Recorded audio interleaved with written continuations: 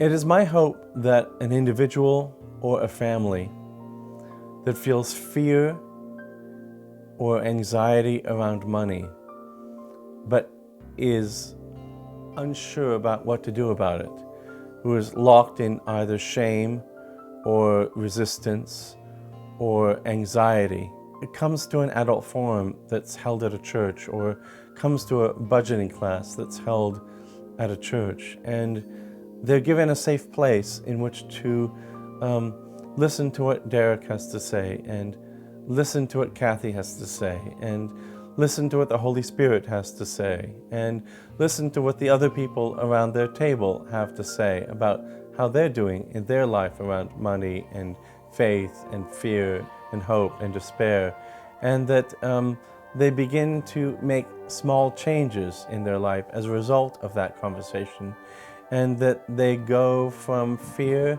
and anxiety and resistance around money to peace and possibly even hope and joy around money. Jesus wants us to have peace and wants us not to be afraid, and wants us not to isolate a conversation around money simply because it's awkward and uncomfortable to talk about, but to bring it out from the darkness into the light, out of the shadows into the sunlight, and have a conversation about it, and perhaps heal what needs to be healed and change what needs to be changed so that we're living well and happily. This is not designed to raise more money for the church. This is not designed for increased pledges. This is designed so that people get the kind of peace that they need to have around all aspects of their life, and that the church can encourage that kind of peace.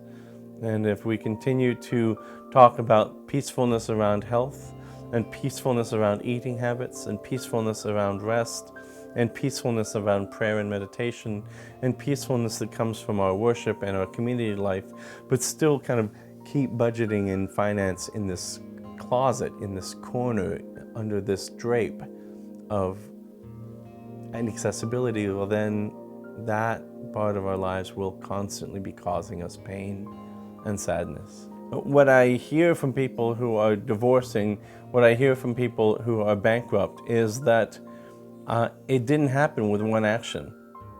It happened with lots of tiny little decisions, or tiny little actions that were not in the context of decision making. And so you don't go into bankruptcy or divorce with one fell swoop. It's a lot of things done and left undone, as our confession says. And so what we're saying is, let the things done and left undone around our money and our finances lead us to health and joy, and not to despair and fear. Jesus is calling us to freedom, to peace, to joy, and to abundant life. And He's calling us to those things not only in terms of our work life and our physical health and our meals and our Sabbath making, but also our money. We could help each other in the budgeting exercise. We could help each other have conversations about finance, about spending, and also just to identify our goals and what's most important in our priorities. So I absolutely think that we could work together as coaches, as keeping each other accountable. If you're tempted around Christmas time to if you're going into Christmas time and you're thinking about your budget and you're worried, you could have a coach or a buddy that you call up to talk it over, or to meet and get together. There's a lot of opportunity.